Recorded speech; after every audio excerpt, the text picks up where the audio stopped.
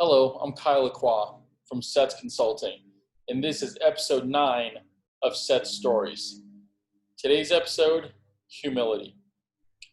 In 1998, I was 16 years old, in the prime of my junior tennis career. And I was really fortunate to grow up in Florida where we had so many great players and great competition. But that competition ramped up during the holidays between Thanksgiving and Christmas. That's when we would have the Eddie Herr tournament and the Orange Bowl. So the best juniors in the world would fly in and they would play these events. And once in a while, the top players would even play a smaller event as a warm-up. This is a story about one of those events. So as I mentioned, I was 16 years old. Now, when I started playing, I made the goal that just like one of my tennis idols, Boris Becker, I was going to win Wimbledon at 17. So I was 16 going into my 17th year, so I knew these next few months were going to be critical. And I find myself playing in this tournament, and it's a pretty good tournament, lots of good players in there, and I make the quarterfinals. And my opponent in the quarterfinals is the number 1 seed. And he's not from the area. He's actually from South America. I didn't recognize it at the time. He had a weird last name. It wasn't a typical Spanish name. So here I am just kind of being, ignorant to the whole thing. And I couldn't really research him too much because this was before the internet was so expansive and you found out everything about everyone.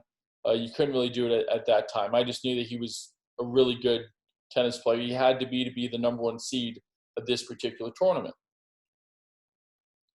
So, warming up for the match and everything, and he comes on the court and we're ready to start. And of course, we have to go through our obligatory warm-up. And usually during the warm-up is when I try to size up the opponent a little bit if I don't know too much about them. So, trying to see if his forehand's better, if his backhand's better. But he wasn't really giving me much. And then I come up to the net to take a few volleys to warm up. And, that's, I think, one of my superstitions. I always like to be the first one up to the net to practice my volleys. I don't know why. I've just always been like that. And then when I got done volleying, I, was expecting him to come up to practice volleys. He didn't. And he also didn't practice any overheads. And then we started warming up our serves, and he kind of threw in like 3 or 4 just easy serves. Like he didn't even want to be there. Like he didn't care. So I spin my racket, and I won. And so, of course, I elect to serve first. And I'm walking back to the baseline, and I'm just so jacked with adrenaline. I'm just thinking to myself, I'm playing so well right now this weekend, and this guy doesn't even look like he wants to be here. I have the potential to beat the number 1 seed. I really feel like I can do it. I mean, he just doesn't seem interested. So I step up to the line, and I reach back, and I absolutely obliterate a serve as hard as I possibly can, probably in the 120s at the time, which for a 16-year-old is pretty big, but I was a pretty big 16-year-old at the time. But I just obliterate a serve right down the tee. Still to this day, I can still feel it. It was one of the hardest, cleanest serves I think I've ever hit, and it was just perfectly placed.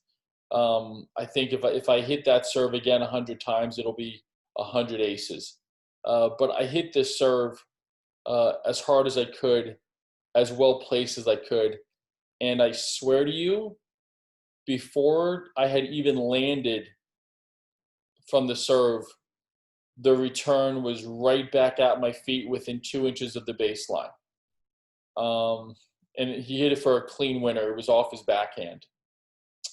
And I thought, first time's a charm, I guess, complete luck. But I said, great return. Just kind of shaking my head like that's never going to happen again. So I step up to the line one more time, and I reach back, and I just clobber another serve, this time ad court, out wide, extreme angle, and he somehow steps in and just hits a short angle backhand return. I'm thinking, this guy's backhand return is either unbelievable or he just hit 2 of the luckiest shots of his life. Long story short, he goes on to break me that first game. and then he goes on to win the next 11 games. It was the first time in my life, and still to this day, I've ever lost a match 6-love, 6-love. And we had some really good rallies, and I felt I had actually played pretty well. But after the match, I was in shock. And I was sitting there on the bench thinking, I actually feel like I played pretty well. I didn't have a lot of unforced errors. I didn't completely litter up the stat sheet like I sometimes have a tendency to do. I felt like I played a pretty solid, clean match. But still to this day, it's the only match I lost love and love. So fast forward less than 4 years later, guess who's playing in the Wimbledon finals? It's not this guy.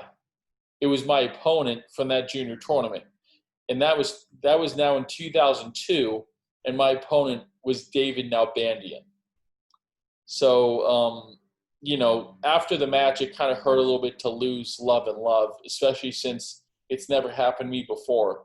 I've always been able to hold at least one service game, but this was just a whole nother level, and I didn't really know what had happened. But seeing Nalbandian make the finals of Wimbledon and seeing him have the career that he had, beating Federer and Nadal and Djokovic, it made me feel a little bit better. And although he beat those guys, I know to me, his most important victory was the one he had against Lacroix.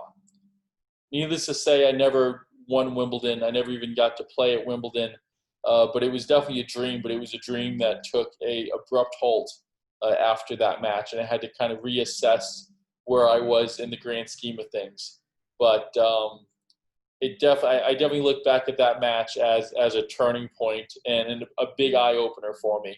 But it's a match that I still enjoyed playing. Just an awesome opportunity. So with that being said, now that took me back down to earth, thank you so much for listening. I appreciate it.